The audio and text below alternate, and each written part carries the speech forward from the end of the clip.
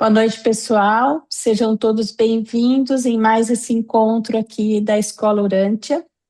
E hoje a gente vai acompanhar a primeira parte da aula sobre o documento 165, que vai falar da missão de Jesus e seus apóstolos na região da Pérea. Essa é uma fase bastante importante no Ministério Público de Jesus, porque aqui ele vai iniciar uma atuação mais organizada, mais planejada, mais estratégica e profundamente espiritual.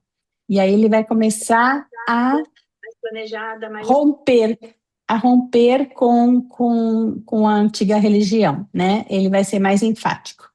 Então, eu agradeço a todos pelo carinho, da presença, e gostaria de pedir que todos desligassem os seus microfones, porque depois é complicado para a gente editar, né? E queria agradecer à nossa amiga e facilitadora Egli, que veio para conduzir esse estudo, que tão generosamente se ofereceu para conduzir esse estudo. Então, Egli, muito obrigada, a sala é sua. Obrigada, Sueli. Obrigada a todos a presença. Fico muito feliz e honrada pelo convite. Quero agradecer a você, Sueli, e também a Lilian, especialmente, por me apoiar aqui nas orientações da internet. E vamos começar. Compartilhar.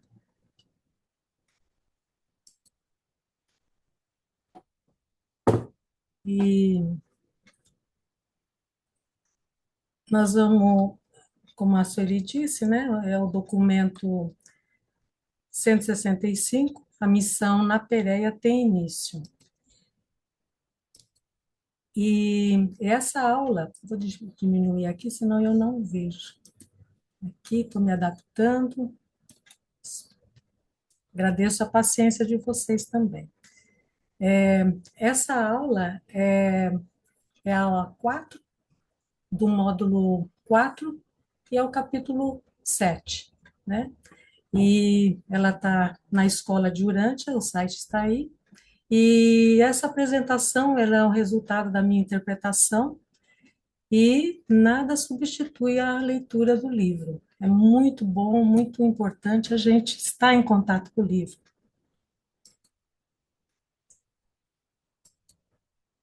E essa aula, eu dividi esse documento em duas partes.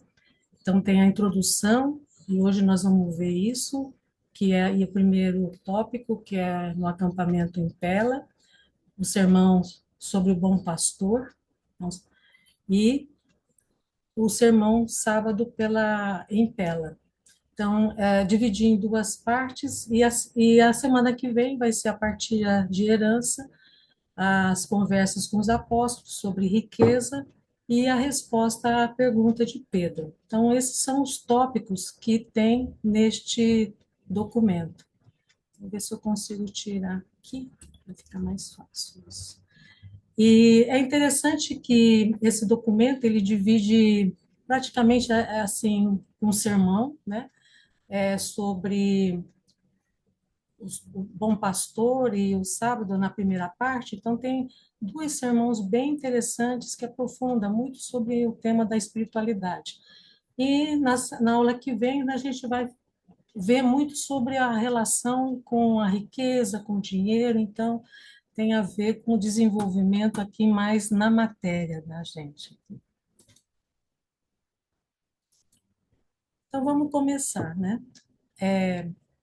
A introdução começa assim, a terça-feira, 3 de janeiro, no comecinho do ano de 30 depois de Cristo, Abner, o dirigente nazareno dos 12 apóstolos de João Batista e o antigo diretor da escola nazarena de Engedi, o Engedi, agora dirigente dos 70 mensageiros do reino, reuniu os discípulos e deu-lhes a instrução final antes de enviá-los a Pérea, enviá-los à missão de todas as cidades e aldeias de Pérea. E a gente vai ver que são todas mesmo que eles percorreram. Essa missão peiriana continuou por quase 3 meses e foi a última ministração do Mestre. Depois desses trabalhos, Jesus foi diretamente a Jerusalém para passar pelas suas experiências finais na carne. Os 70 trabalharam suplementados pelas atuações periódicas de Jesus e os 12 apóstolos, nas seguintes cidades e vilas. Antes de passar para as cidades que Jesus foi, eu queria lembrar que o Abner, ele encontrou com Jesus em setembro, lá na festa de tabernáculo, né? E isso está no documento 162 que a Estela trouxe, né? Foi fora de Jerusalém, lá em Magadã. E lá naquela ocasião, nessa época, Jesus ele deu uma instrução, né, aos codiscípulos de Abner, né?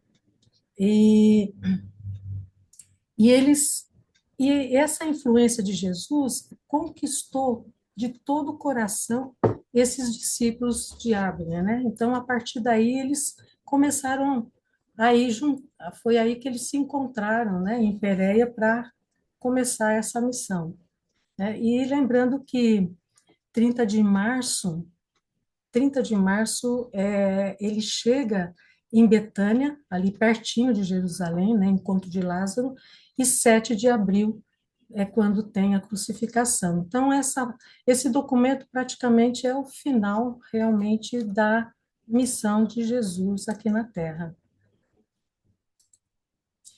E as cidades todas, ao invés de colocar a cidade, eu coloquei assim, pedi para o chat GPT, ele colocou todas essas cidades assim na Pérea, no mapa meio que, só para dizer que aqui tem 35 cidades e eles atuaram em cerca de outras 50 ou mais localidades. Então, no total, 85 cidades, né? E o tempo que eles tiveram fazendo essa missão, esse trabalho, foi menos de 3 meses, como eu acabei de ler, né? Então, se a gente calcula mais ou menos 85 dias, é incrível, foi um intensivão. E 85 cidades ou mais, né?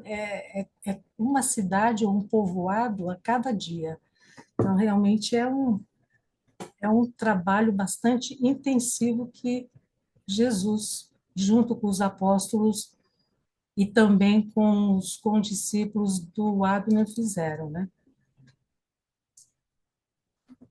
Durante essa viagem à Pérea, o corpo de mulheres, agora contando com 62 integrantes, tinha as 12 dos Jesus, né, os apóstolos de Jesus, mais as 50 de Abner, né, tomou a si a maior parte do trabalho da ministração aos doentes. Então, as mulheres ficavam mais ligadas ao cuidado dos doentes. Esse foi o período final do desenvolvimento dos aspectos mais elevados do Evangelho do Reino.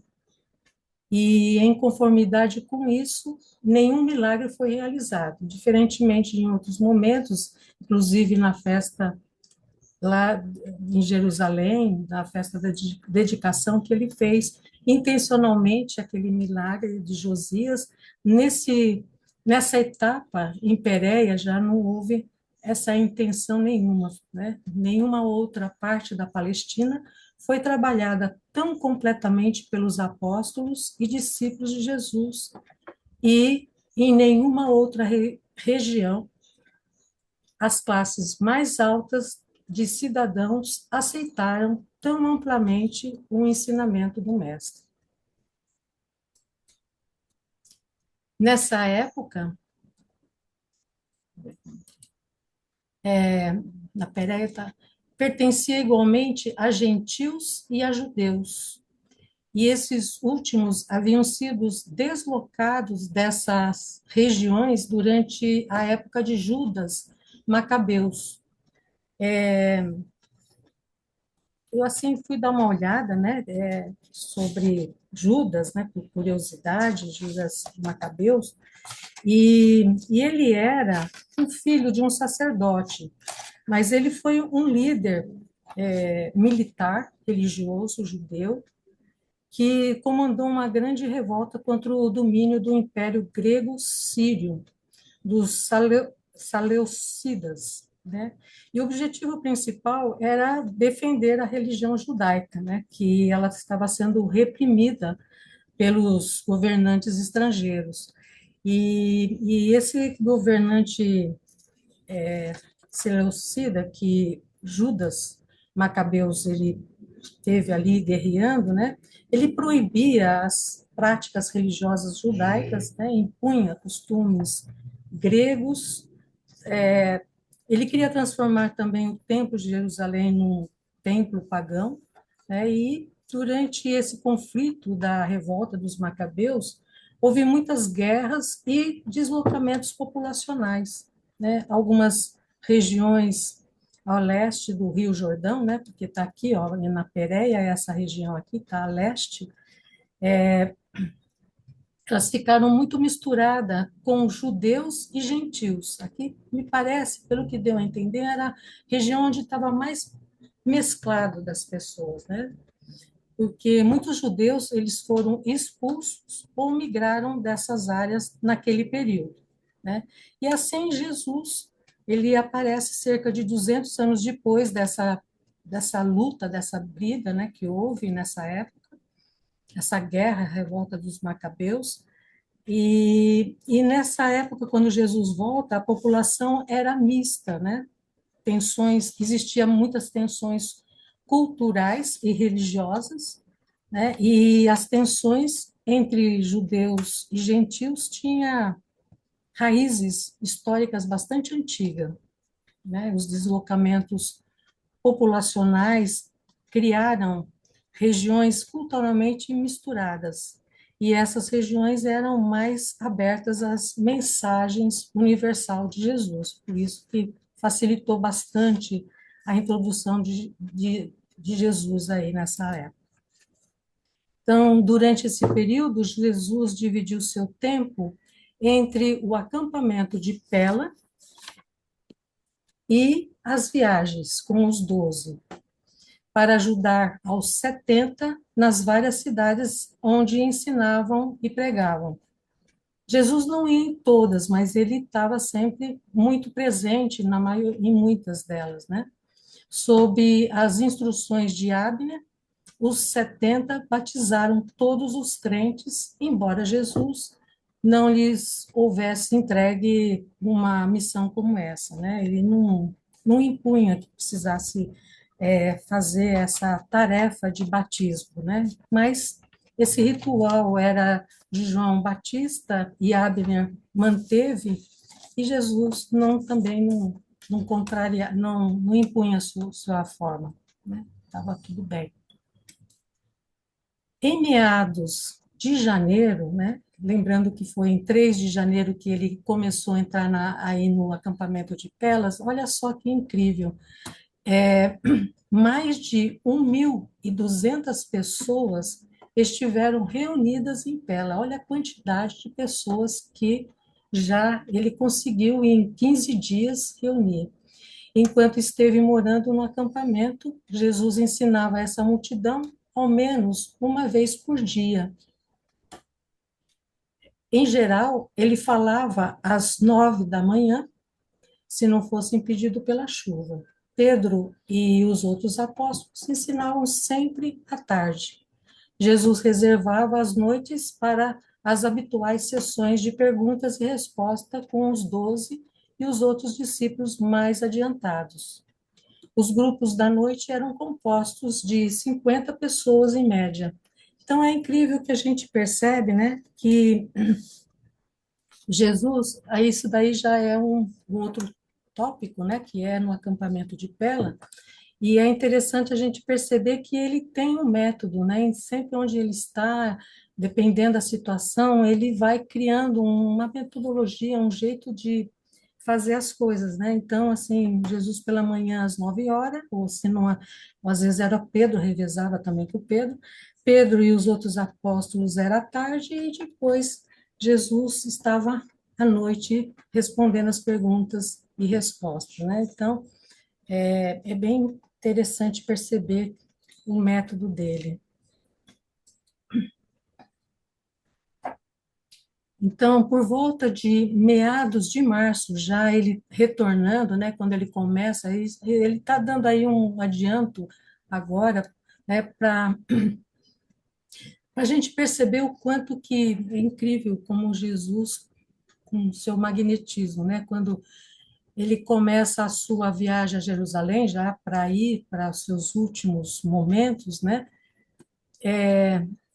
meados de março, olha, mais de 4.000 pessoas compunham a grande audiência que ouvia Jesus ou Pedro pregando todas as manhãs. 4.000 pessoas em pouco tempo, né? Hoje em dia, a gente, com toda a nossa tecnologia, com tudo, em tão pouco tempo, a gente não consegue agregar tantas pessoas assim. O mestre escolheu terminar a sua obra na Terra quando o interesse pela sua mensagem tivesse alcançado um ponto alto, o apogeu mesmo, atingido nessa segunda fase do progresso, de progresso do reino, desprovida de milagres. Então, ele realmente, nessa etapa, ele já, intencionalmente, ele já não ele queria fazer exatamente assim, né? Aumentar realmente o interesse apenas pela sua verdade, só apenas por aquilo que ele estava ensinando, né? Se bem que 3/4 da multidão fosse de buscadores da verdade, 3/4, havia também um grande número de fariseus de Jerusalém e de outros lugares, além de muitos incrédulos ou meros opositores. Então, 1/4 estava misturado entre incrédulos, opositores e também fariseus, tanto de Jerusalém e de outros lugares. Mas é interessante saber que uma quantidade muito grande estava aí presente, que eram buscadores da verdade, não buscando milagres ou alguma coisa assim, alguma manifestação sobrenatural para acreditar em Deus, apenas na busca da verdade mesmo. Jesus e os 12 apóstolos devotaram grande parte do seu tempo à multidão reunida no acampamento de Pela. Os 12 davam pouca ou nenhuma atenção ao trabalho do acampamento e saíam com Jesus apenas de tempos em tempos para visitar Abner e os outros condiscípulos. Abner conhecia bem os distritos pereianos, pois esse era o setor em que o seu mestre anterior, João Batista, lembrando, né, que o Abner ele era o discípulo, vamos dizer, o braço direito de João Batista, o principal discípulo, né? E eles tinham todo o seu trabalho muito nessa área aí da Pérea. E ele havia erigido a maior parte da sua obra. E depois de começar a missão na Pérea, Abner e os 70 nunca retornaram ao acampamento de Pela, mas Jesus e os discípulos iam ocasionalmente em algumas cidades onde estava Abner e seus discípulos para encontrá-los e fazer a ministração. Então, assim, só para a gente ver aqui, né? Segundo o registro antigo, né, pesquisando, Pela era uma cidade que ficava na região de Decápolis, né? Decápolis é um conjunto de cidades grego-romanas que estavam por aqui. Então, a, o mapa aqui não é muito específico, mas Pela está mais ou menos nessa região aqui, né?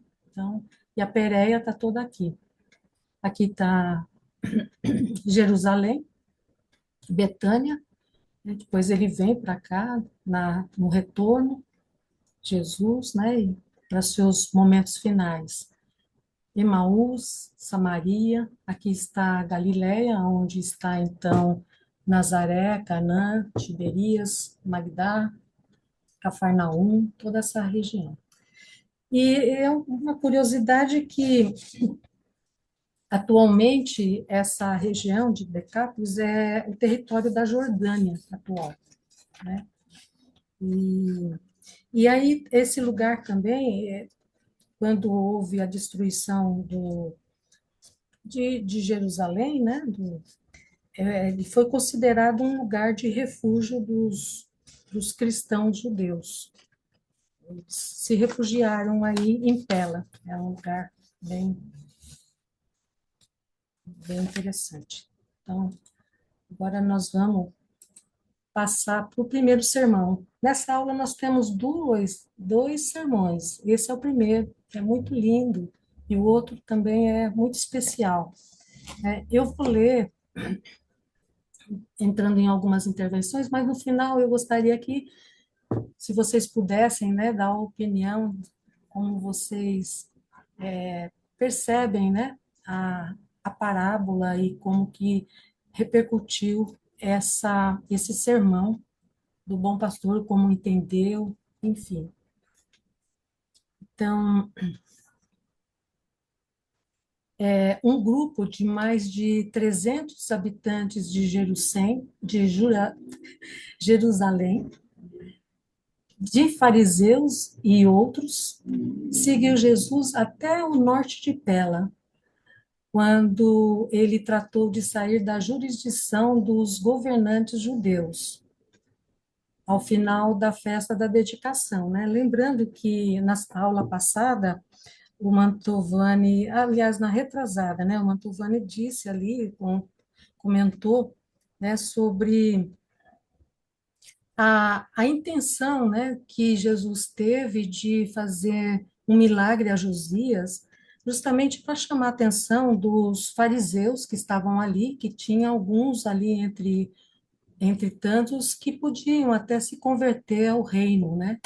E ele fez isso a propósito, né? Ele procurou fazer esse milagre com intenção mesmo, para chamar a atenção dos fariseus e poder entrar na discussão.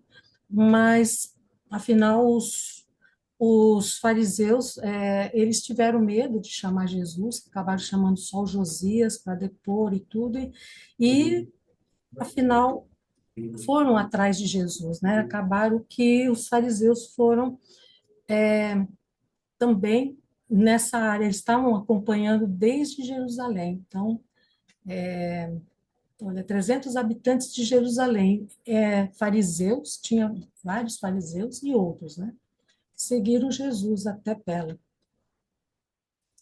E porque tinha alguns que afirmavam que Jesus, o que estava fazendo era obra do príncipe, né, dos demônios, e outros questionavam que isso não era bens, que não podia ser, né? Então tinha divisões ali, e enfim, e essas pessoas estão chegando aí perto de Jesus para entender melhor, né?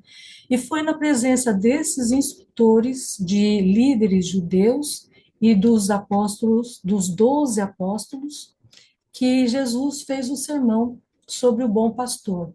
Depois de meia hora de conversa informal, dirigindo-se a um grupo de cerca de 100 pessoas, Jesus disse: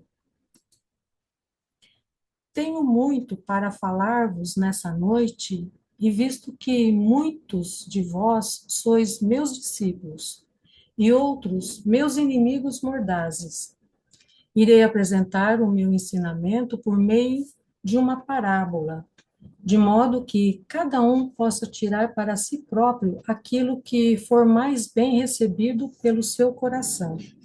Então, é interessante, né, que Jesus utilizava como método de ensinamento a parábola, né, ele usa algo do cotidiano, uma história simples, né, que para acionar atitudes ou sentimentos interiores diante da verdade. Então, ele utilizava histórias, né? Que história cria muita identificação emocional, ele desarma, né? Muito as resistências que a gente tem, ajuda as pessoas a se enxergarem na narrativa e ajuda muito também gravar na memória, né? E Jesus tinha muito essa capacidade de não impor a verdade, né? Ele convidava a gente a refletir as nossas descobertas através de histórias e de parábolas, né? Então, é bem legal isso a gente poder perceber. Nessa noite em diante de todos nós, estão muitos daqueles que se disporiam a morrer por mim e por esse evangelho do reino, e muitos deles oferecerão desse modo nos anos que virão. Em meio a vós estão também alguns escravos da tradição, que seria os fariseus, né, a maioria, que me seguiram desde Jerusalém e que, junto com os seus líderes iludidos, estando nas trevas, tentam matar o Filho do Homem. A vida que, ora, vivo na carne, julgar-vos-á a todos, os verdadeiros pastores e os pastores falsos. Se os pastores falsos fossem cegos, não teriam nenhum pecado. No entanto, como afirmais ver e professar ser instrutores em Israel, o vosso pecado assim recairá sobre vós. Eu fiquei bastante impressionada com essa fala, assim, né? Porque ele põe bastante firme e forte, né? Se os pastores falsos fossem cegos, não teria nenhum pecado, né? É como se a ignorância involuntária, ela não tem um peso moral tanto quanto a hipocrisia, né, consciente, quando é como, por exemplo, uma criança, né, que erra porque ela não sabe e precisa ser ensinada. Agora, que é diferente de, por exemplo, um professor que tem mais uma graduação, que ensina errado e ainda sabendo que está errado, aí isso é ser mais responsável pelo dano, né? Então, o problema não é não saber. Jesus não importava pela falta de conhecimento ou de ignorância, né? O problema é que eles usavam muito o poder, né, para dominar, para enganar, para distorcer, né? Então, é, esse era o problema. O maior pecado é, é quem, na verdade, distorce, né? O que está, assim, quem sabe distorce, responde pelo que faz, né? Vamos falar assim. Então, é forte, é importante, a autorresponsabilidade. O verdadeiro pastor reúne seu rebanho no abrigo à noite, em tempos de perigo, e quando chega a manhã, ele entra no abrigo pela porta e chama as ovelhas, e assim elas conhecem a sua voz. Todo pastor que tem entrada no curral por qualquer outro meio que não seja pela porta é um ladrão e um saqueador. O pastor verdadeiro só entra no abrigo depois que o porteiro lhe abriu a porta e suas ovelhas, conhecendo a sua voz, vêm atendendo ao seu chamado. As ovelhas que lhe pertencem, assim, se adiantam, e o pastor verdadeiro vai à frente delas, mostrando-lhes o caminho, e as ovelhas o seguem. As ovelhas seguem-no porque conhecem a sua voz, e elas não seguiriam a um estranho, e fugirão do estranho porque não conhecem sua voz. Essa multidão de pessoas que se reúne em torno de nós é como ovelhas sem um pastor, e pois quando lhes falamos, elas identificam a voz de pastor e nos seguem. Aquelas que têm fome da verdade e que têm sede de retidão, ao menos o fazem. Alguns de vós não sois do meu aprisco, não conheceis a minha voz e não me seguis. E porque sois falsos pastores, as ovelhas não conhecem a vossa voz, nem vos seguirão. E quando Jesus acabou de narrar essa parábola, ninguém lhe fez nenhuma pergunta. Após um certo tempo, ele retomou a palavra e continuou com a análise da parábola. Vós que gostaríeis de ser os pastores auxiliares dos rebanhos do meu Pai, deveis não apenas ser líderes condignos. Líderes condignos é aqueles líderes que têm coerência moral, né? Que pratica o que ensina, que tem humildade, né? Que conhece os limites e responsabilidade, sabe que está influenciando vidas, né? Então é um compromisso com o bem comum, né? Inspira pelo exemplo, né? Quer dizer, mas deveis também alimentar o rebanho com um bom alimento.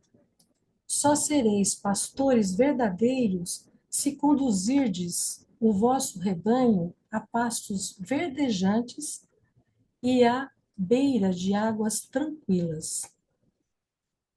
Né? Pastos verdejantes eu entendo como um alimento, né? É um alimento que dá o crescimento interior, né? Que o alimento espiritual saudável, né? A verdadeira, a verdade viva, né? Ensinamentos que nutrem a alma.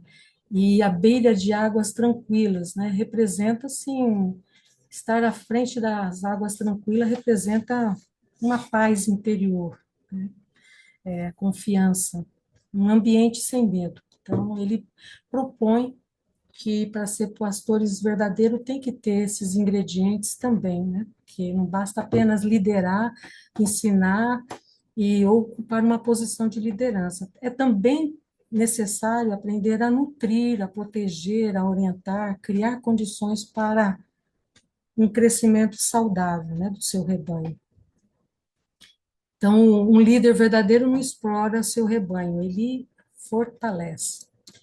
Então, e aí continuando, e agora, para que alguns de vós não julgueis que essa parábola é muito fácil de compreender, eu vos declaro que eu sou as duas coisas. Tanto sou porta para o rebanho do Pai, quanto, ao mesmo tempo, sou o verdadeiro pastor dos rebanhos do meu Pai. Todo pastor que tentar entrar no abrigo sem mim irá fracassar e as ovelhas não ouvirão a voz dele. E, junto com aqueles que ministram comigo, eu estou à porta. Toda alma que entrar no caminho eterno, pelos meios que eu criei e ordenei, será salva e tornar-se-á capaz de continuar o caminho pelos pastos eternos até o paraíso. Sou também o verdadeiro pastor que está disposto a dar a sua vida pelas ovelhas. O ladrão entra no abrigo apenas para roubar, para matar e destruir. Mas eu vim para que todos vós possais ter a vida e tê-la mais abundantemente. Aquele que é um mercenário, quando chega o perigo, fugirá e deixará as ovelhas serem dispersadas e destruídas. Mas o verdadeiro pastor não fugirá quando o lobo vier. Ele o protegerá o seu rebanho e, se necessário, dará a própria vida pelas suas ovelhas. Em verdade vos digo, amigos e inimigos, eu sou o verdadeiro pastor, conheço os meus e os meus me conhecem. Não fugirei em face do perigo. Concluirei esta obra satisfazendo a vontade do meu Pai, e não abandonarei o rebanho que o Pai confiou à minha guarda.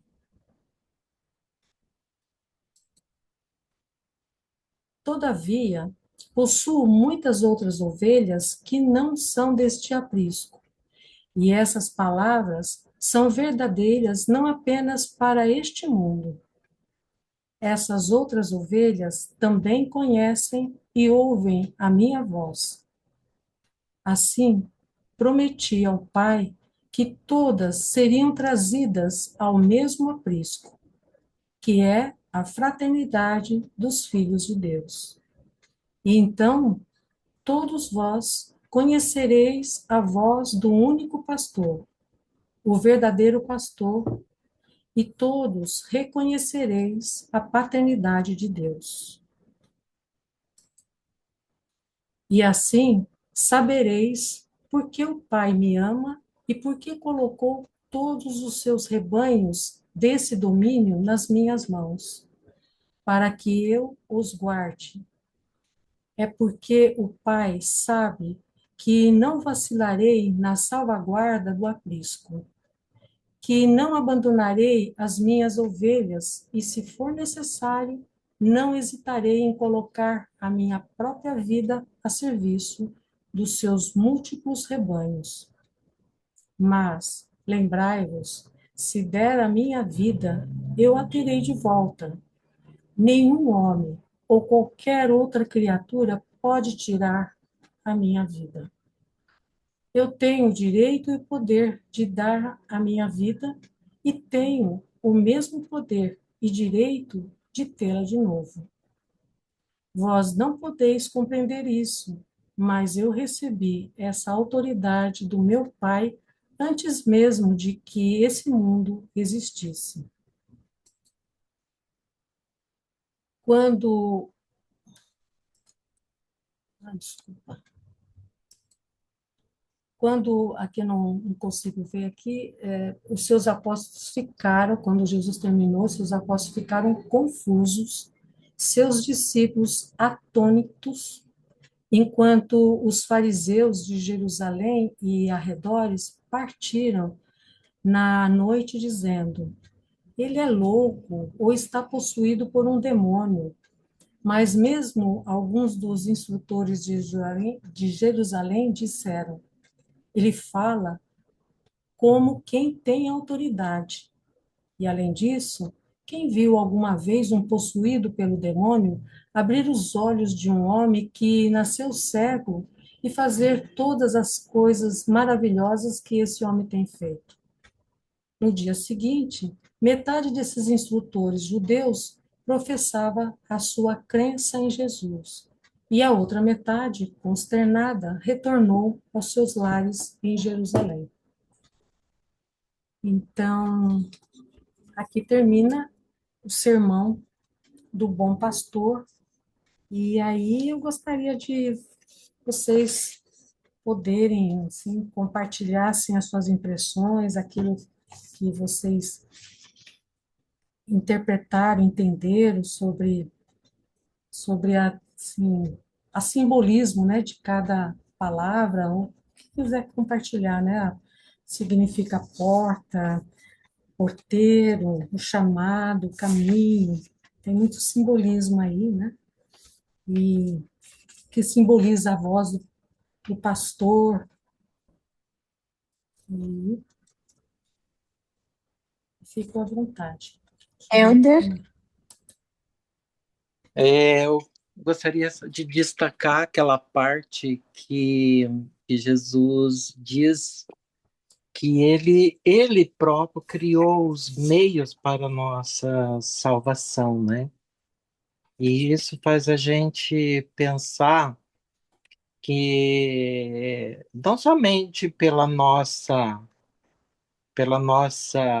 vontade, mas também que ele quer a todo custo que nós tenhamos condições de, não assim, dizer assim, salvação pela salvação, mas pelo aperfeiçoamento que ele deseja de nós, para nós encontrarmos o Pai.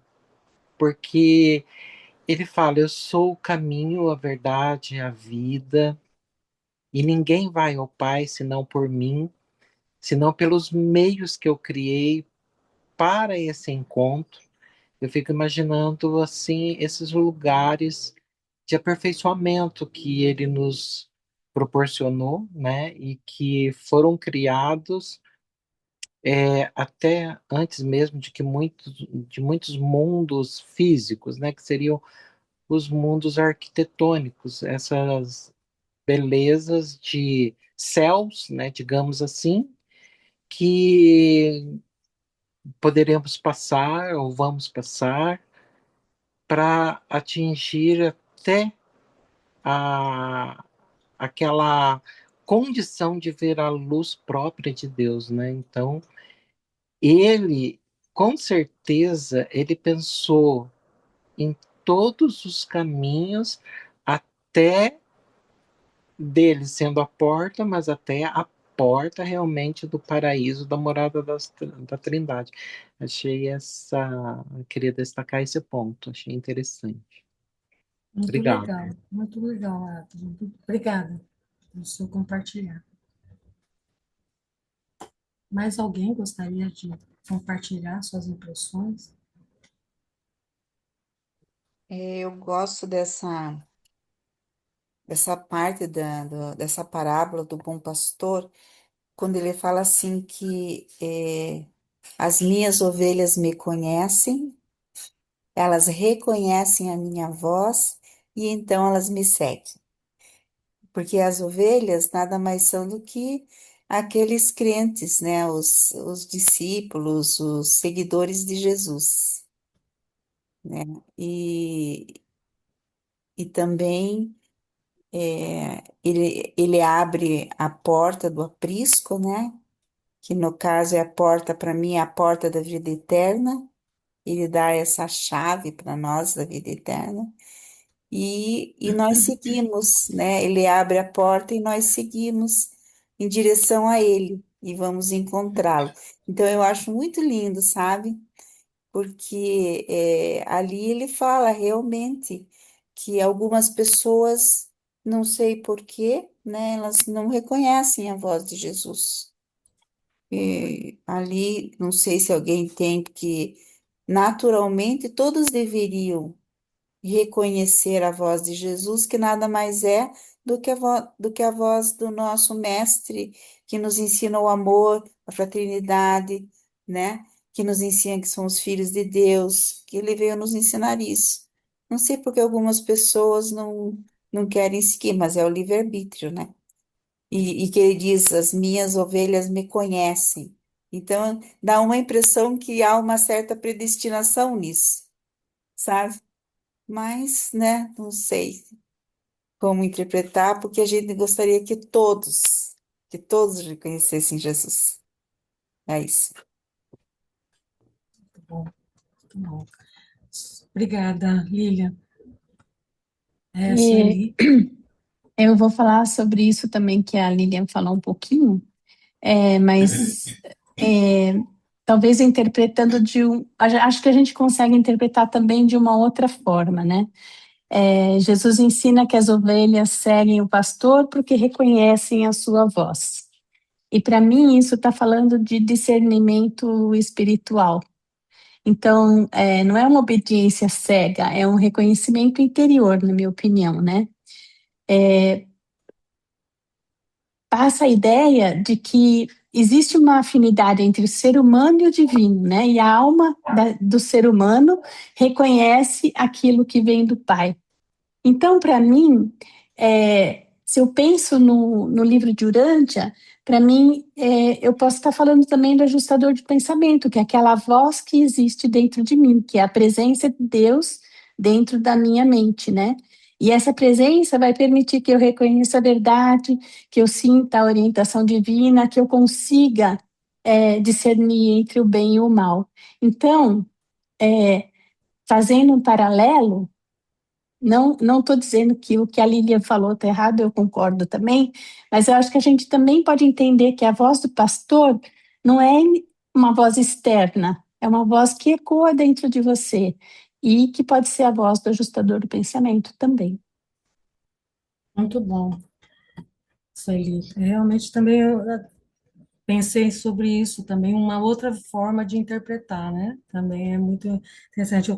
Ou eu escuto a voz do medo, ou daqueles hábitos antigos, das influências externas, ou eu ouço dentro de mim um pastor, né? O Espírito da Verdade, o ajustador do pensamento. Muito lindo, muito obrigada.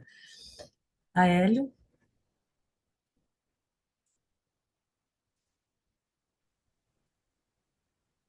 Não dá para ouvir, André. Tá aberto o meu microfone? Agora sim, agora sim. Perfeito. Na verdade, eu queria antes cumprimentar você, Egli. Opa, De fato, você não chega a ser uma surpresa para mim. Eu sempre soube da sua capacidade, mas eu estou favoravelmente bem impressionado. Que bom que obrigada. você faz parte hoje do grupo de instrutores e facilitadores. Parabéns pela tua apresentação até agora. Me pareceu que você fez uma excelente pesquisa. Eu vou para a minha própria tela, porque eu fiz algumas marcações, eu acompanhei em paralelo e eu fiz algumas marcações. Só um minutinho, deixa eu abrir minha tela aqui, para mim. Eu fiz uma marcação logo no parágrafo 3 no capítulo 2. E eu destaquei o seguinte: em meio a vós estão também alguns escravos da tradição que me seguiram desde Jerusalém e que, junto com seus líderes iludidos, destaque para iludido, estão nas trevas, tentam matar o filho do homem. Acho que aqui caberia um pouquinho de explicação sobre escravos da tradição, especialmente aquela geração de Jesus que estava ali em Pela. Vale lembrar que Pela fazia parte de uma região que não era a Galileia e também não era a Samaria e também não era não era a Judéia. Muito embora Herodes Antípes tivesse autoridade cedida pelo Império Romano para aquela região. Vale lembrar que antes do Império Romano, o império predominante foi o Império Helênico, na figura de Alexandre.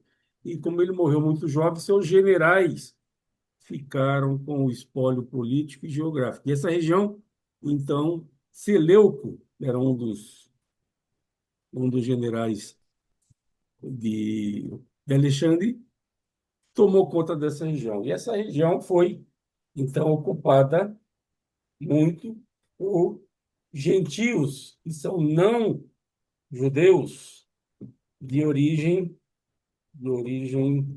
grega. No entanto, no entanto, não tem no entanto, eu encerro, vou para o ponto. Escravos da tradição.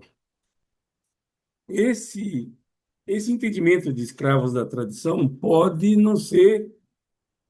ser atemporal, ou seja, pode ser que valha também para os nossos dias e que nós façamos parte dessa fauna de escravos da tradição, não apenas aqueles que seguiam os líderes religiosos judeus.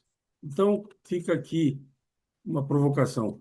Para não me estender, eu vou pontuar, e aí, a seu tempo, alguém pode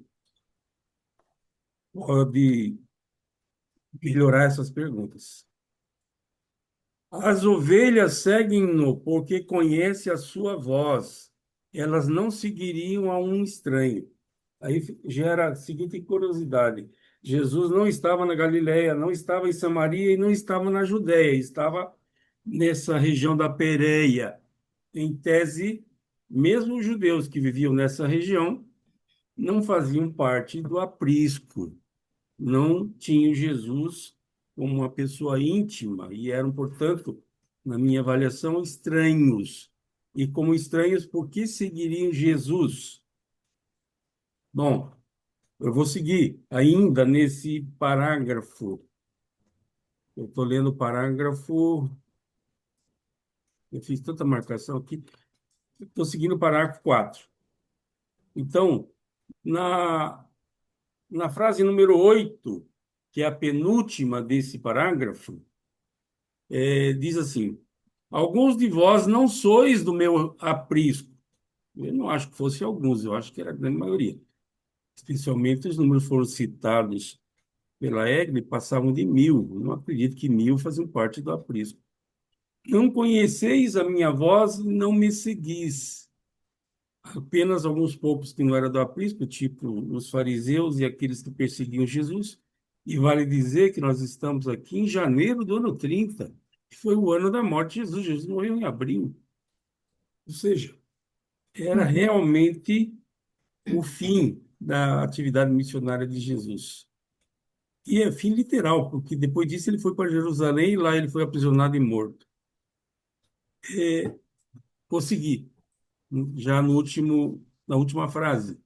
E porque sois falsos pastores. Então, pastores aqui acabou aceitando adjetivo. Então, esses falsos pastores eram apenas os contemporâneos de Jesus, e nós temos entre nós também falsos pastores. É uma provocação. Vou seguir para o 6, o 2.6. Só sereis pastores verdadeiros se conduzirdes os vossos rebanhos a pastos verdejantes e à beira de águas tranquilas. Aqui sugere um rebanho e sugere pastores aqui em Urântia. Eu imagino que se refira ao mundo das mansões. Aí você começa a perguntar, nesses 2000 anos, quantos foram bem-sucedidos em conduzir o rebanho a pastos verdejantes e a águas tranquilas? O que nós sabemos da história que aconteceu justamente o contrário: guerras, morte, fome, perseguições de todo tipo. Eu tenho mais, mas vou encerrar porque eu já fui demasiado extenso. Obrigado. Obrigada, Aélia, por seu compartilhamento. Marcos,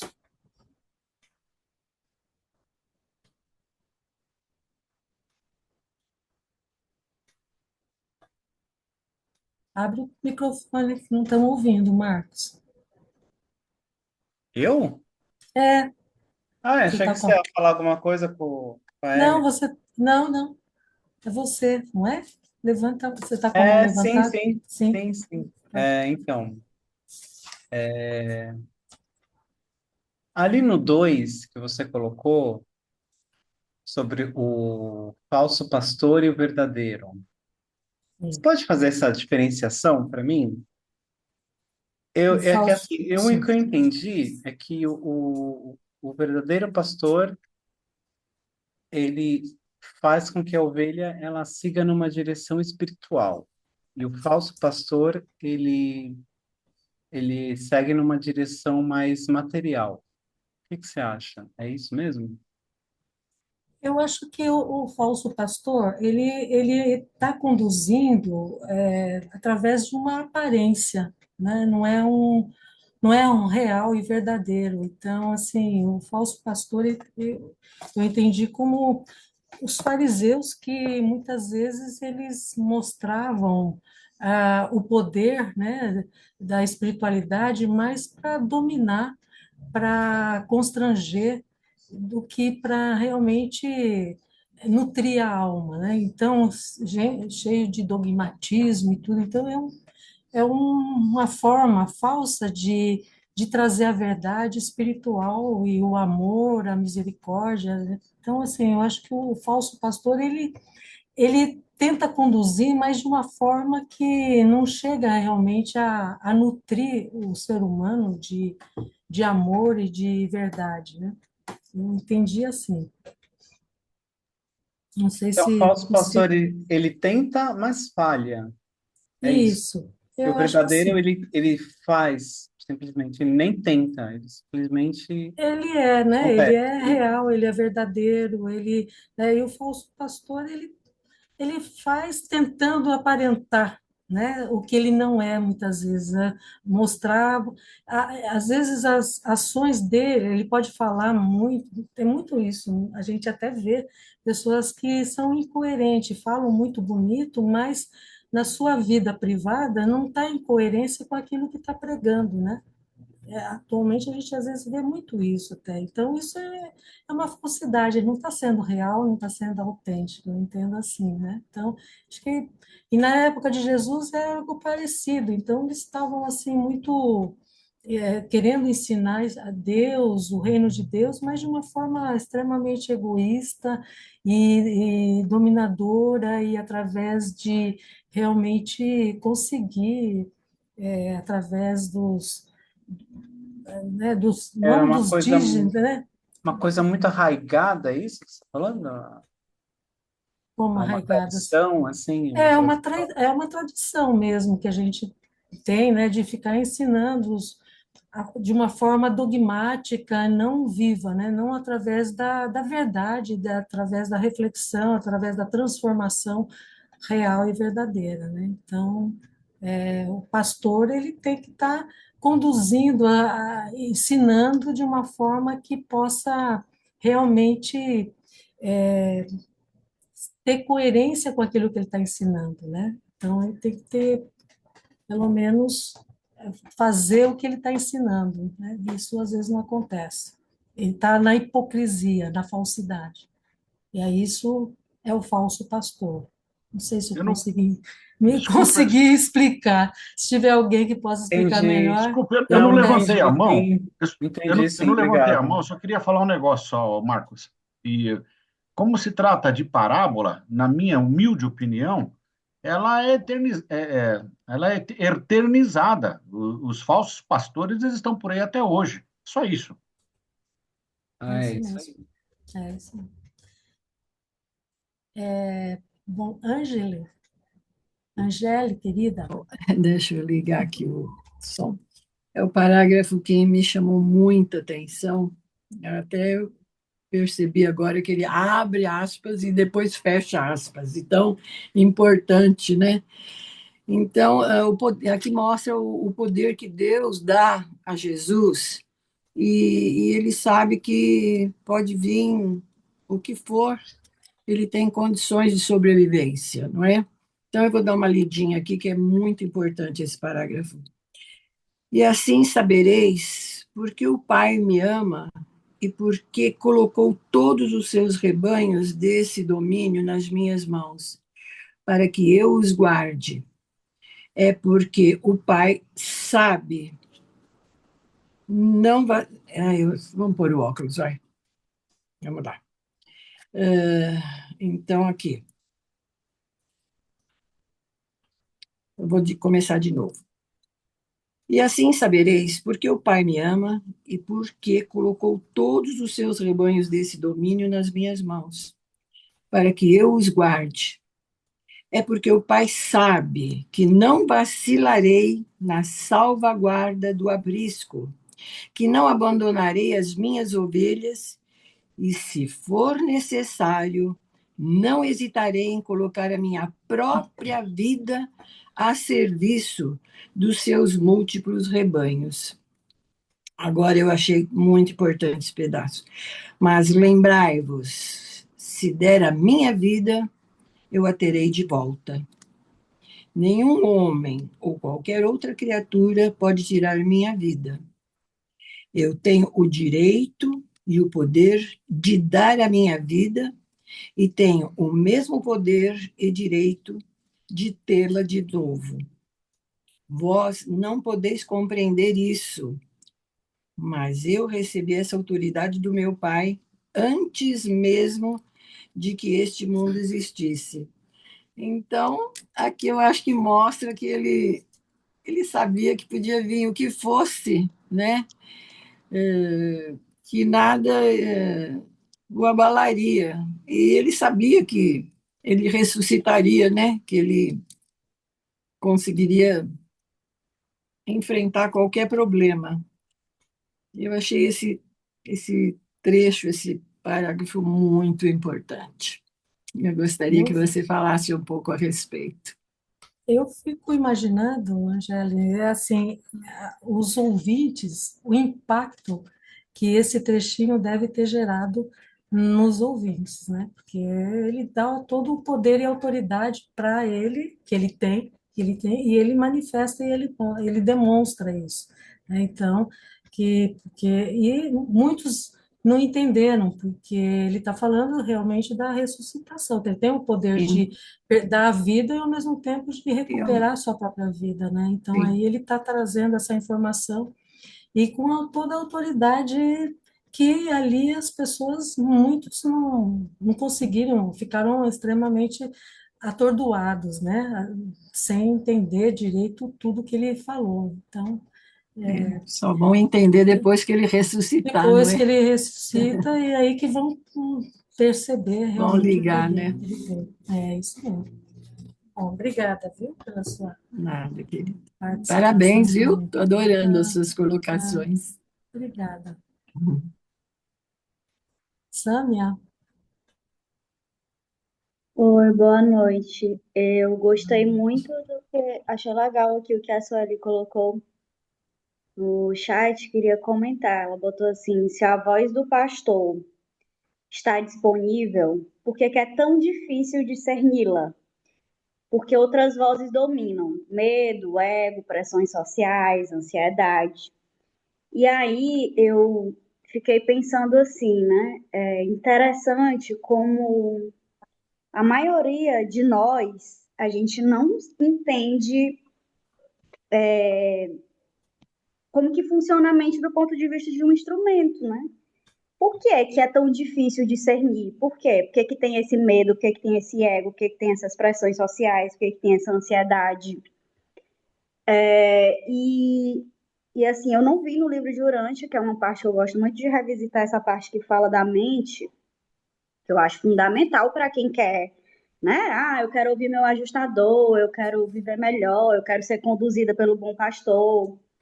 Entender o funcionamento disso, né? E eu percebo assim que a, a, a mente ela é muito focada para o agora. E essa fé que o livro de Urântia insiste, traz na essência que é para a gente ter fé e tudo, que se traduz nessa confiança de que tudo, no fim, tudo vai dar certo, de que, né, de que se a gente se esforçar, vai sim, é guiado por um monte de coisa, fala de tanto circuito, tanta coisa, tem anjo, tem não sei o quê, tem todo um aparato, né? Mas a gente usa muito a mente, e a mente ela é feita só para o agora.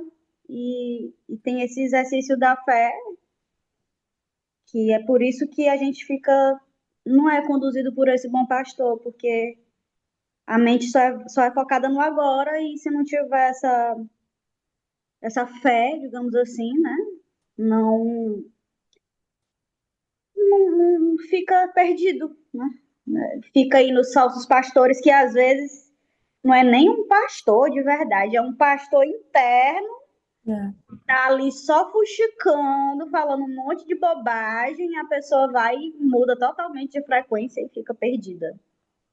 Era isso.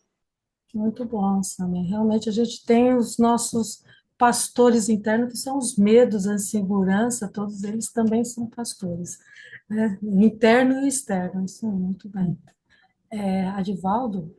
Eu só queria voltar um pouquinho na questão do pastor aí. O pastor, como o próprio texto diz, ele sabe conduzir as ovelhas, ele sabe onde levar as ovelhas para os matos, para o campo verdejante, para a água cristalina. Então, o pastor, fundamentado, embasado, e é muito bonito isso que é no sentido metafórico que ele coloca, ele não causa esses conflitos, essas fofocas que a Sami acabou de falar, constrangimento. Ele procura pastorear dentro do conhecimento técnico, dentro do conhecimento do terreno, enfim. E o outro pastor é aquele que nós já ficou bem sedimentado aqui o assunto, é aquele que está se usando de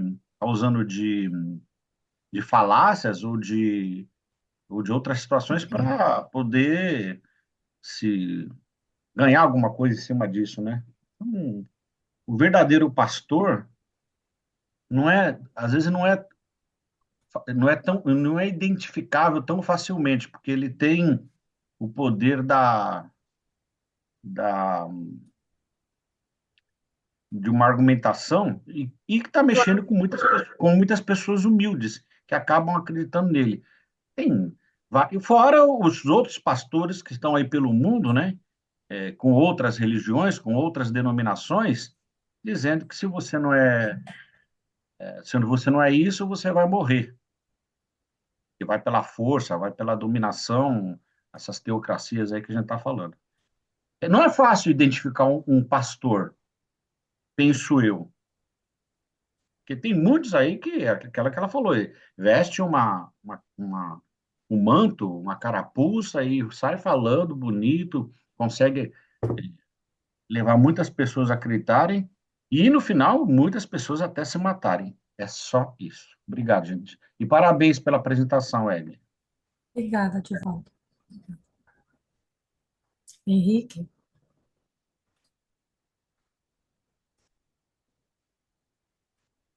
Tá mudo. Muito obrigado, Evelyn. Muito legal a tua apresentação aí, né?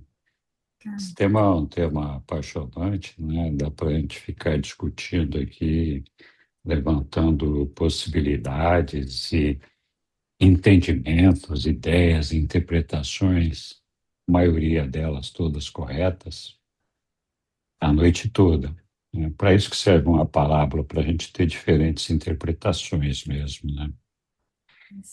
Mas uma coisa que me chamou a atenção nessa questão dessa parábola aí é uma combinação de fatores com relação à questão do pastor. A primeira, ele diz que o verdadeiro pastor, né, recolhe as suas ovelhas à noite lá, vai lá guardar, tomar conta delas, guarda à noite e de manhãzinha já volta para cuidar delas de novo, né? Sim, sugerindo a ideia de que o pastor se interessa pelo bem-estar das suas ovelhas o tempo todo. Mas ali também fala que esse bom pastor que guardou as ovelhas à noite, recolheu as ovelhas e de manhã vai buscá-las, ele aguarda, esse pastor aguarda que o porteiro abra a porta do aprisco das ovelhas ali para elas poderem sair. E esse porteiro só abre essa porta se o pastor for verdadeiro. Então não é só as ovelhas que têm que reconhecer o pastor. Elas, de fato, poderiam ser enganadas por um falso pastor. Por isso que tem o verdadeiro pastor ali, ou o verdadeiro porteiro, que reconhece o verdadeiro pastor. E aí, no finalzinho da parábola, ele fala: e eu declaro a vocês que eu sou ambos. Eu sou o porteiro e sou o pastor, né? Então, quem daqueles que o estavam perseguindo, daqueles fariseus, daqueles escribas, enfim, daqueles sacerdotes, poderia atribuir-se a autoridade, como Jesus atribuiu aí a si mesmo, de dizer: eu sou porteiro, eu decido qual é o pastor que é verdadeiro ou não, e todas essas ovelhas são minhas, né? O pastor até pode dizer que as ovelhas lhe pertencem, mas qual deles pode dizer: não, a chave do céu está comigo, eu é que abro, eu é que decido, eu que abro essa porteira aí, né? Então é curioso, porque essa mensagem de Jesus, que lógico, tem o poder de alcançar a todo o público que estava ali presente, e especialmente levando a responsabilidade para cima daqueles que o acusavam e que alegavam serem eles próprios pastores de ovelhas, né? Enquanto que Jesus dizia que eles eram escravos da mente, dos costumes, dos hábitos. Ele usou o termo ali que eu agora não me lembro. De fato, o pastor verdadeiro, ele não leva a escravidão, ele traz a liberdade, né? E nós não ficamos escravos de dogma nenhum. Que dogma Jesus nos impôs, né? Lavar a mão antes de comer, lavar os pés, de usar burca, não usar burca, usar óculos. O que nós temos que fazer? Jesus não nos colocou nenhum dogma. para nenhum dogma que nós tivéssemos que seguir um ritual para poder entrar no céu, entrar no aprisco ou sair dele. Tá? A única coisa que ele disse, olha, vocês têm um pai e vocês são todos irmãos. E mais nada que Jesus disse para a gente além disso, né? Então, de fato, esses falsos pastores poderiam, por sua influência, pela ignorância do povo, pela pobreza espiritual do povo, confundir algumas ovelhas, que fazendo com que elas pudessem acreditar em algum momento que eles eram pastores, né? Mas o fato é que nenhum deles, e essa é uma questão que nós devemos colocar na mesa, para todos os pastores que nós conhecemos e de todas as igrejas, dizendo, olha, é você que decide quem entra no céu ou não, é você que decide quem entra, você é o porteiro desse negócio. Então, interessante essa colocação de Jesus sobre esse assunto. Muito bom, Evelyn. Obrigado, viu? Muito obrigada a você, Henrique. Obrigada pelo seu compartilhado. Muito bom mesmo. Bom, eu vou fechar então essa parábola com uma surpresa, assim, que vai ser bem. Eu acho que vocês vão gostar. Espero que sim. Que é uma música. Que A delícia. Lília estava querendo cantar, então vamos aí em homenagem a todos, e especialmente a Lília. Então é uma música que eu pedi para a Iá fazer através dessa parábola, e ela me ofereceu esse poema, e o Fábio de Maringá, com a Iá também, me ajudou a colocar a letra. Então,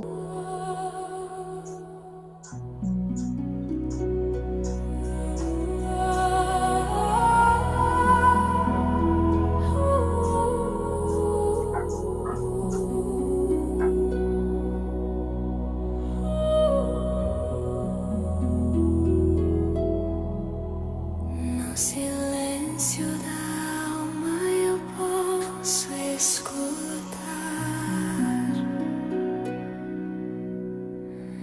uma voz tão serena me chamar.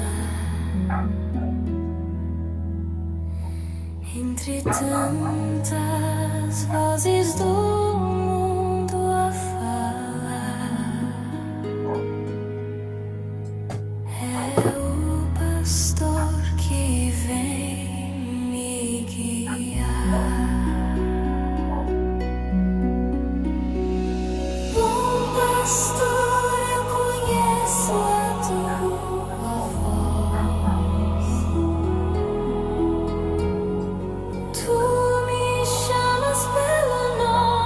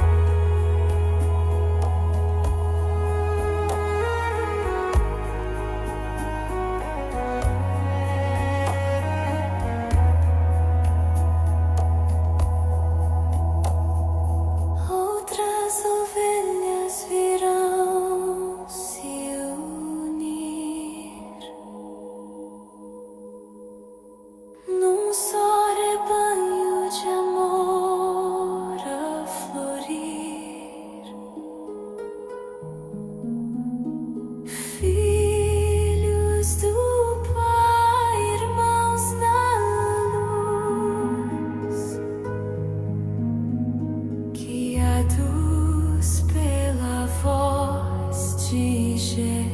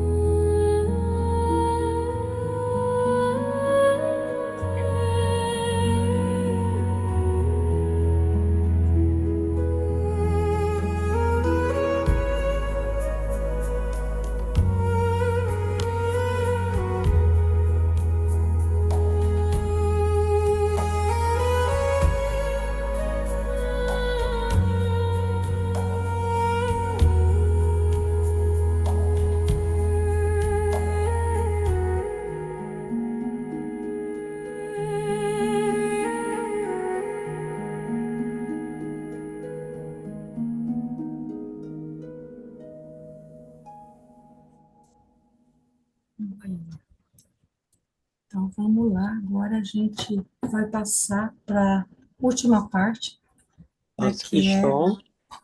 bonito. Claro que Muito você vai bonito, compartilhar parabéns. depois, né? E autorizar a gente a, a compartilhar também. É bem bonito, né? Graças ao IA e ao Fábio que consegui fazer isso aí. Então, a gente vai para passar para a última parte, que é o sermão de sábado em Pela. E também tem uma parábola preciosa, muito linda, que é a confiança e a prontidão espiritual. Linda mesmo. Você Então, tem que corrigir seu compartilhamento aqui agora, Egli, é. que não está no modo apresentação para nós, está para você. Ah, olha só, então deixa eu sair daqui e voltar, né? É, Obrigada por avisar, porque eu não estava percebendo, né? Vocês não estavam vendo isso? nós estávamos vendo o PowerPoint, mas no Ah, modo do outro normal de jeito. edição. É, Acho que ele está certo, né? Agora ficou. isso, Isso. isso, agora tá.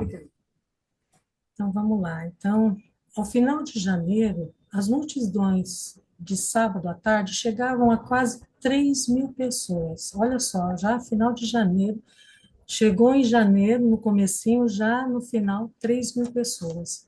No sábado, 28 de janeiro, Jesus pregou um sermão memorável sobre a confiança e a prontidão espiritual. Depois das observações preliminares de Simão Pedro, o mestre disse: o que eu tenho dito muitas vezes aos meus apóstolos e discípulos, eu declaro agora a esta multidão.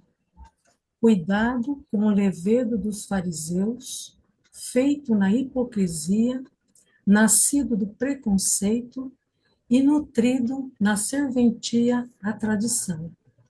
É interessante porque ele coloca o levedo, né, que é um fermento, que ele é um pequeno ingrediente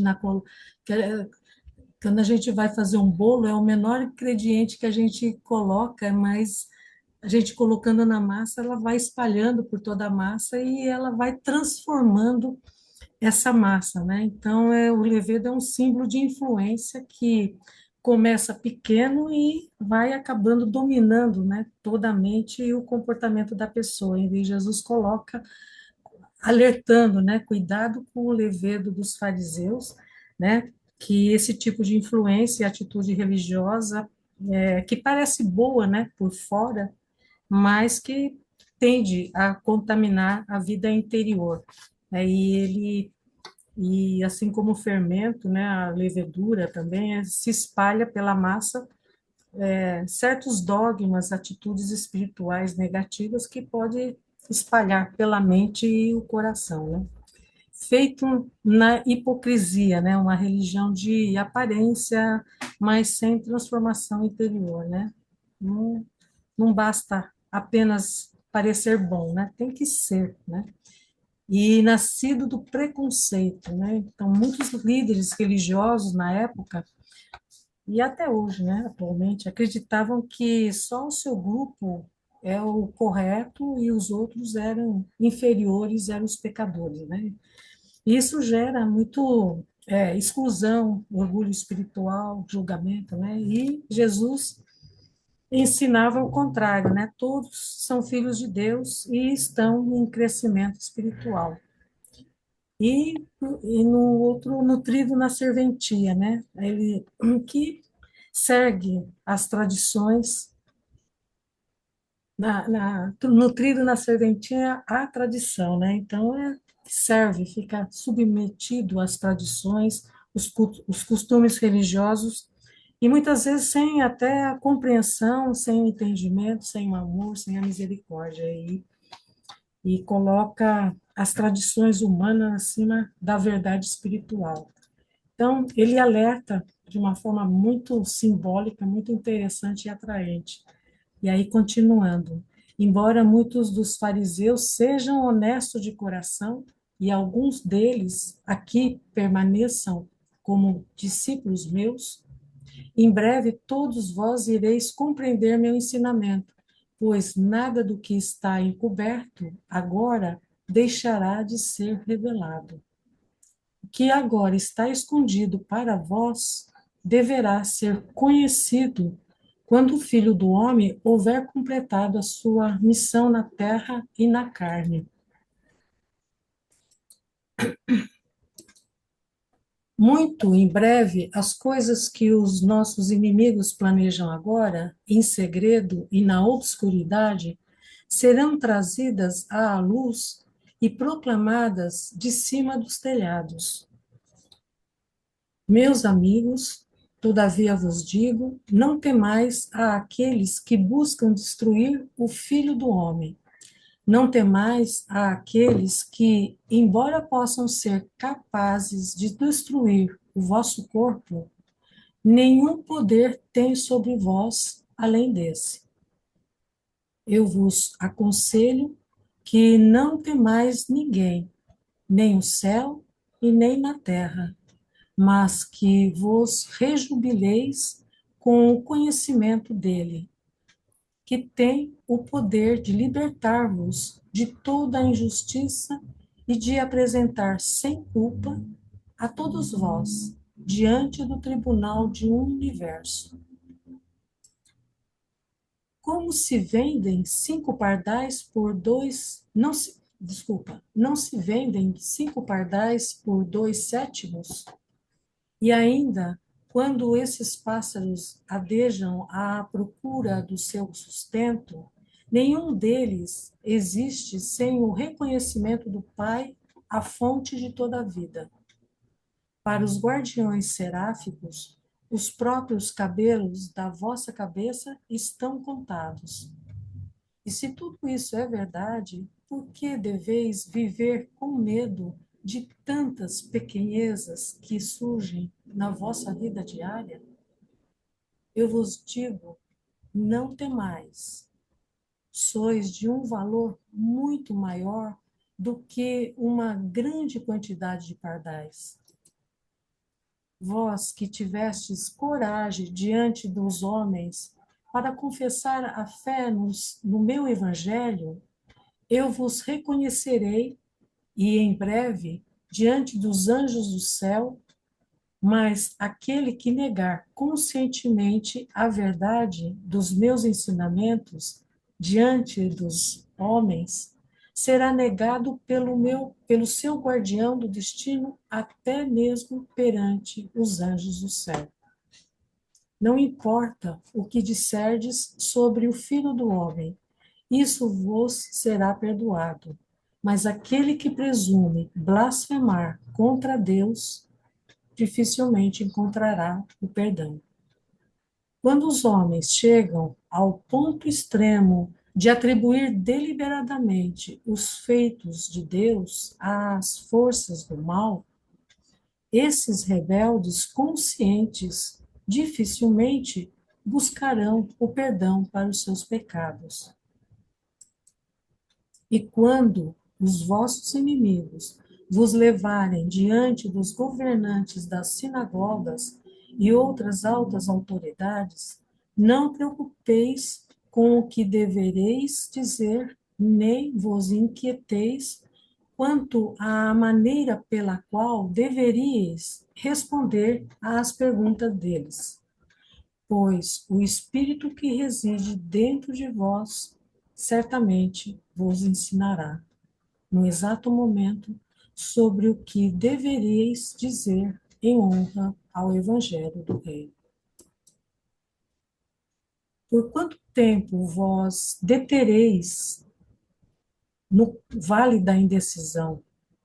Por que vacilais entre duas opiniões? Por que deveria um judeu ou um gentil hesitar em aceitar a boa nova de que ele é um filho de Deus eterno? Quanto tempo demorará até que consigamos persuadir-vos de que deveis aceitar com júbilo a vossa herança espiritual? Eu vim a esse mundo para revelar o Pai a vós e para conduzir-vos ao Pai. A primeira parte eu já fiz, mas a segunda não posso fazer sem o vosso consentimento. O Pai nunca obriga nenhum homem a entrar no reino. O convite sempre tem sido e será e sempre será. Aquele que quiser, que venha e que participe livremente da água da vida. E quando Jesus terminou de falar, muitos saíram para ser batizado pelos apóstolos no Jordão, enquanto Jesus ouvia as perguntas daqueles que ficaram com ele. Eu coloquei umas reflexões, mas antes eu acredito que seria legal eu poder ouvir, assim, a impressão, o compartilhar de cada um de vocês, se cada um quiser, assim, o que ficou para, né, como que ressoou essa parábola, né, esse sermão, na verdade, é um sermão que ele faz com algum simbolismo bem interessante, o que ficou.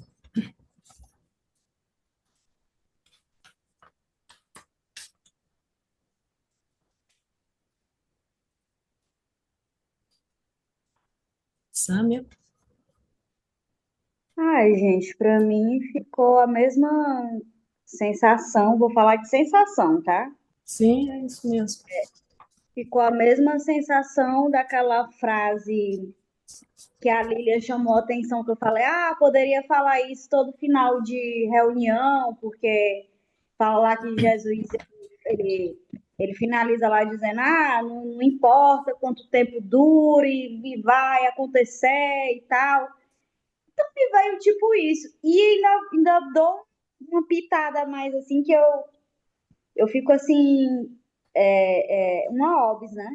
Eu ficava achando que a minha atitude era desinteressante. Essa de ficar meio assim, vou citar um exemplo mórbido, alguém morreu. Tá, tranquilo. Sabe assim, fica essa coisa assim? Casa tá pegando fogo, tranquilo, tudo certo.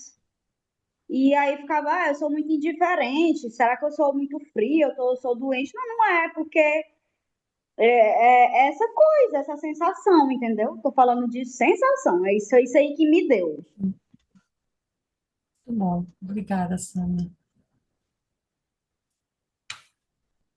Yara?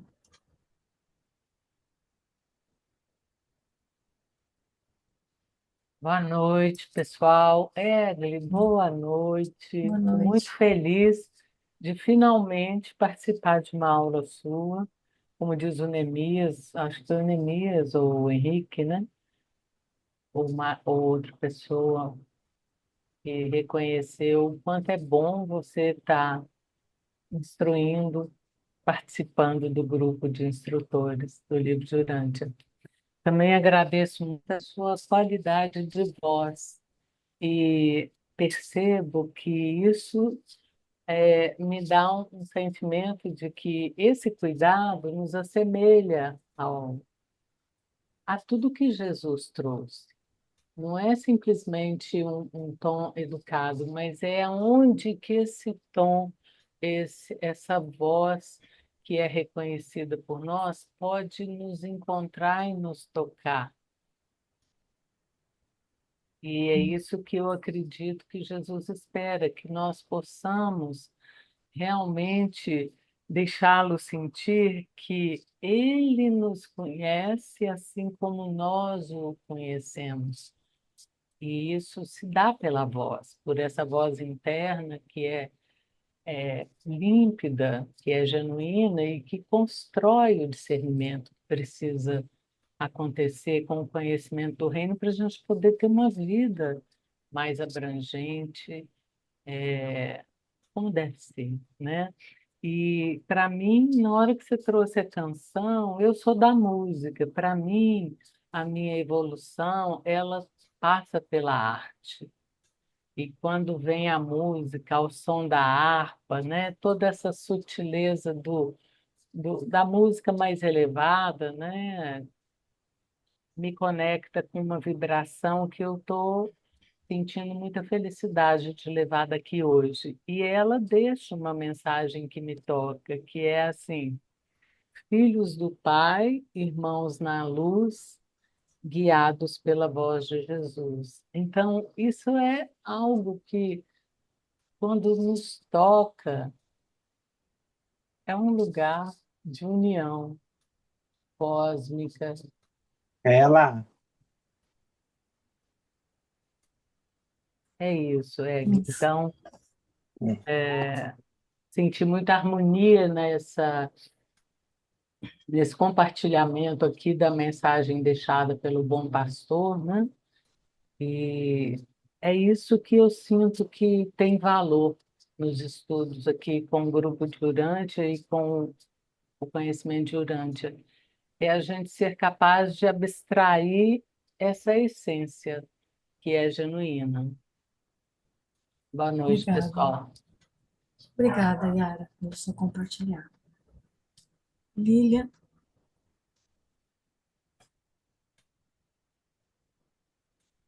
ué, caiu a Lília? Angélica, você quer Eu, perguntar, Lília? eu vou falar. Então, tem um trecho aqui que diz assim: não importa o que disserdes sobre o Filho do Homem, isso vos será perdoado. Mas aquele que presume blasfemar contra Deus dificilmente encontrará o perdão. E a gente sabe que o maior pecado é contra o Espírito Santo, né? Então, realmente, contra Deus não há perdão. Mas a música tem um trechinho que diz assim: que Deus vos guardará em suas mãos até que você o reconheça. Eu achei tão lindo esse trechinho, porque a paciência de Deus com a gente é tão grande, né? Ele nos quer salvos. Então, ele aguarda, nos aconchegando em suas mãos, até que a gente desperte, até que a gente adquira consciência, né? Até que a gente perceba a grandeza do Pai, não é? Então é isso. Bom, obrigada, Angélica. Nada, querida. Yara, você quer Queria só falar? falar uma coisinha para o Edivaldo. Assim, porque o Edivaldo disse que os falsos, né? Edivaldo, trocaram seu nome, meu. Adivaldo. Então, ele estava falando sobre os falsos o quê Pastores. mesmo? Pastores. Pastores. Então, a gente só reconhece o outro quando a gente está na mesma dimensão, pode não estar no mesmo tamanho, vamos dizer, mas a gente só vai reconhecer o outro quando a gente realmente já despertou essa consciência, vamos dizer, crística, né? E o verdadeiro pastor, ele geralmente é muito humilde, sabe? O verdadeiro pastor, ele não tem aquele ego, né? Que tem que ser massageado, que tem que, né, despertado. Então, a gente só vai reconhecer o outro. Jesus, se vier agora, A grande massa da humanidade não vai reconhecê-lo, infelizmente.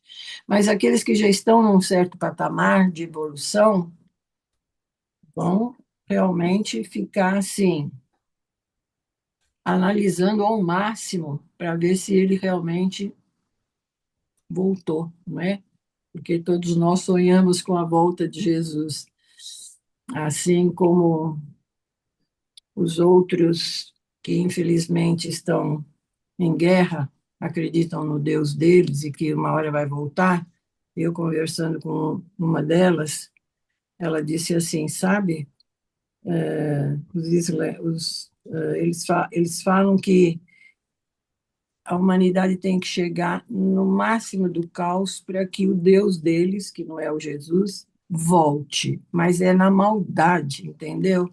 O nosso Deus não. O nosso Deus está com dó de como está a humanidade e quando realmente acho que chegar no fundo do poço, que já está quase, quem sabe ele aparece de alguma forma, não é? E o que eu queria dizer também é que eu moro num bairro assim, onde tem muito judeu e cada vez aumentando mais, porque nós temos muitas sinagogas agora à volta. E eu faço pilates e faço assim pilates com algumas judias, algumas realmente são de maridos religiosos e outras não. E assim, eu fico horrorizada, sabe, de ver o quanto inocentemente elas são assim aceitam, né, os ensinamentos deles sem questionar. Então elas vêm toda vestida para fazer um pilates de calça comprida, de saia comprida, de camiseta manga comprida, de lenço na cabeça para cobrir o cabelo. Então eu fico olhando, e aí agora estão nas festas, e aí ficam comentando entre elas o tamanho da festa. Eu falo, a nossa festa de Natal também dá muito trabalho. Aí eles falam, não, não, mas a nossa é muito mais. Aí, explicando, eu fiquei horrorizada. Então, eles limpam o fogão por cima, por baixo, dos lados, por todo lado, limpam a cozinha inteira, limpam tudo o aparato que vão usar, talheres, tudo, mas de uma forma tão exagerada, aí eu me controlando para não falar onde que está a evolução de vocês. E falamos do sábado também, e assim, me controlando, mas ao mesmo tempo lançando uma semente. Onde é que vocês estão evoluindo, fazendo isso, respeitando ainda eu falei no começo, falei, eu respeito as individualidades todas aqui, de acordo com o que querem seguir, mas onde está a evolução de vocês, seguindo todo essas leis, né, judaicas? Então é isso. Mas a gente de repente tem que deixar uma preocupaçãozinha para meditação, sabe? Com cuidado, né? Porque, infelizmente, eles acreditam no Antigo Testamento ainda, então não evoluíram, não é? É isso. Obrigada, Obrigada. Angélica. Obrigada. Yara, você quer falar? Yara? É só uma coisinha, mas eu gostaria que Lilian falasse antes. Eu fui por último. E Obrigada, Yara. E caiu a minha conexão aqui, já voltou. E então eu achei muito bacana quando Jesus fala que nós não devemos temer nada. Não devemos temer aqueles que destroem o corpo, né? É, mas ter fé e, e ter mais atenção à parte espiritual.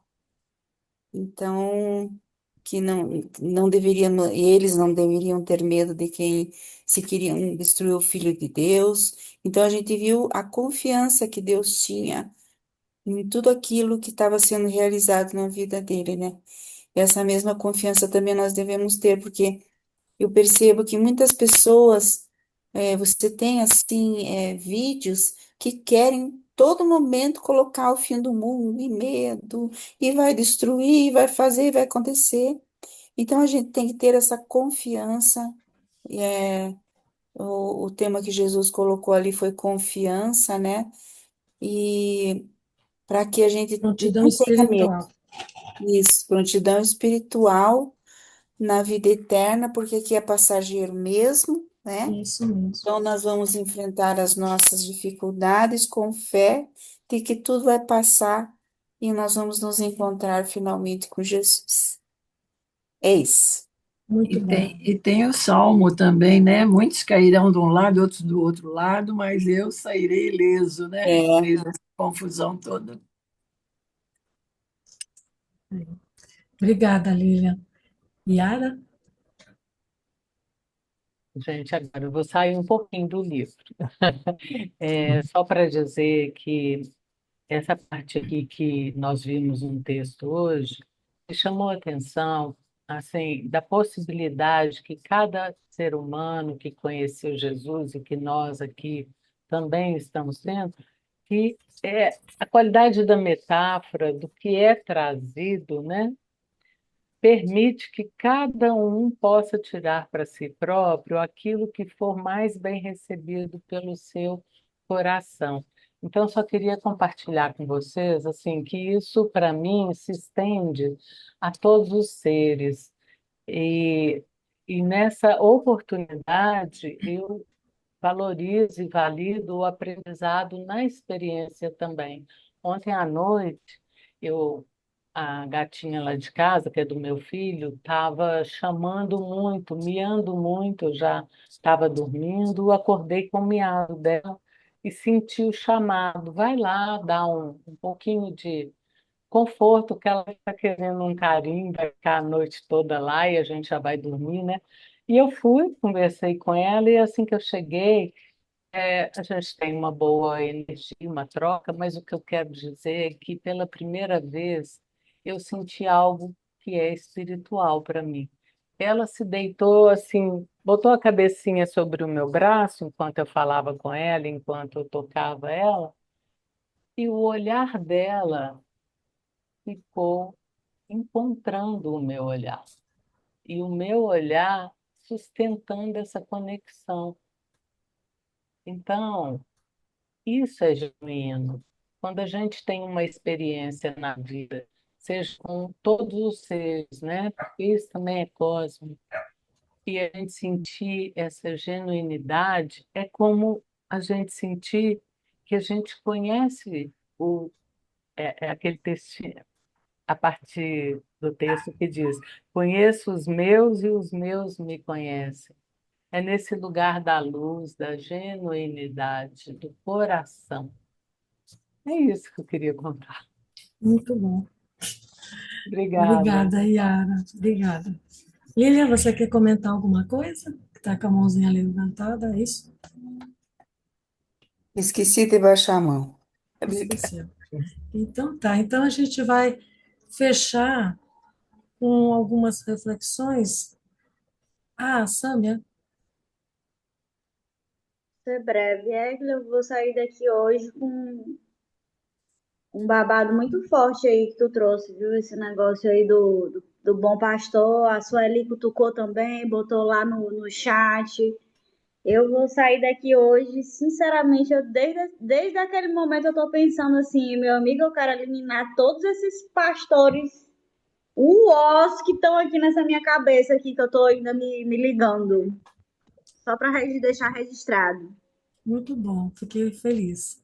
Sâmia, grata, muito bom mesmo.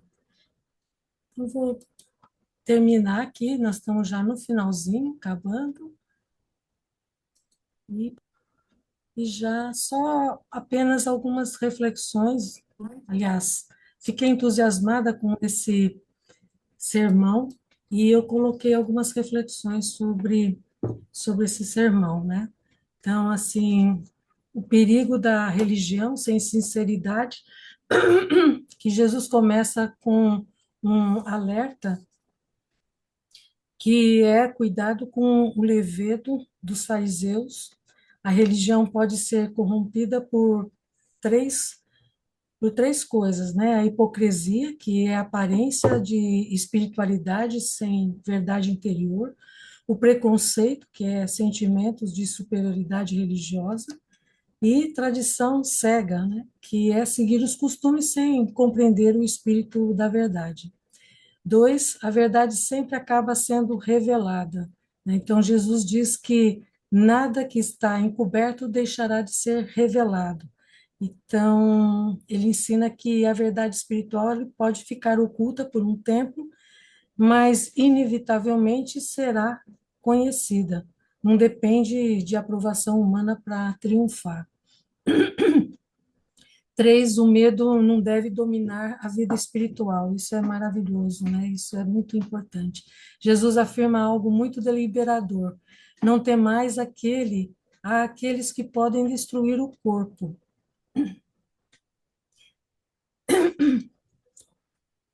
Ele ensina que as pessoas podem prejudicar o corpo, mas não pode destruir a alma nem o destino espiritual. O verdadeiro medo deve ser substituído por confiança em Deus e no propósito da vida eterna. Isso é bem importante. Deus cuida de cada ovelha, de cada detalhe, né? Estou com a ovelha. Deus cuida de cada detalhe da vida. Então, Jesus usa uma mensagem muito simples, que é: nem o pardal cai sem o conhecimento do Pai. Então, ele quer mostrar que Deus conhece cada criatura, nada da vida está fora da atenção divina, sempre está presente Deus. E se Deus conhece até os pássaros, quanto mais valor tem a vida humana. Imagina, né? Então, a confiança em Deus reduz a ansiedade e o medo que muitas vezes a gente tem. Então, é maravilhoso isso. 5, a coragem de assumir a fé. Então, Jesus diz: aquele que confessar a fé diante dos homens será reconhecido diante dos anjos.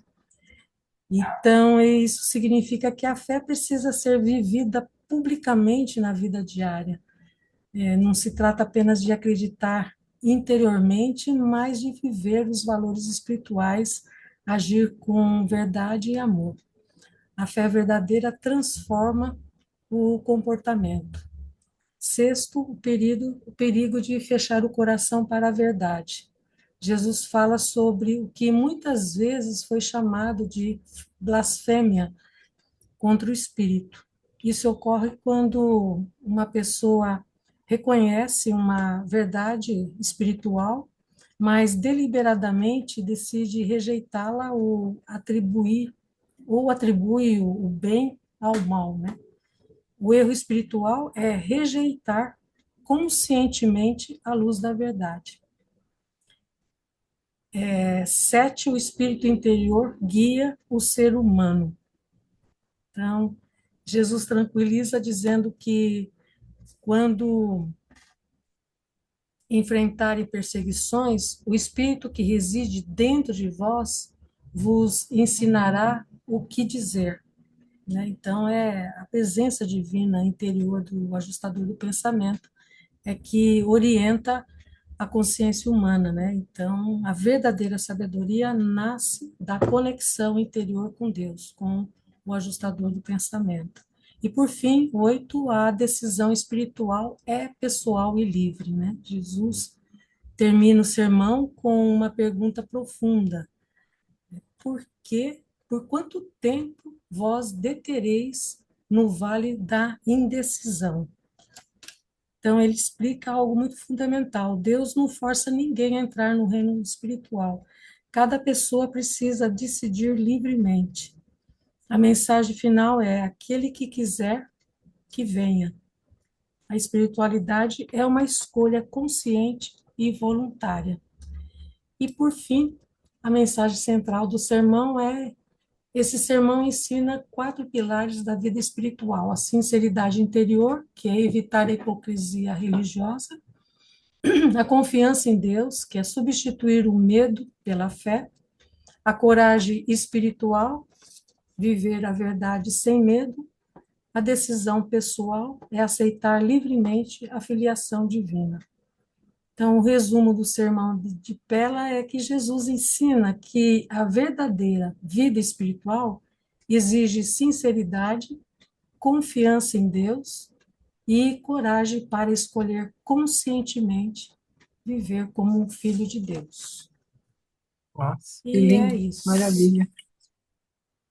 Terminamos o nosso Muito bom. Gratidão, Gratidão Muito mesmo. bom, parabéns, Egli.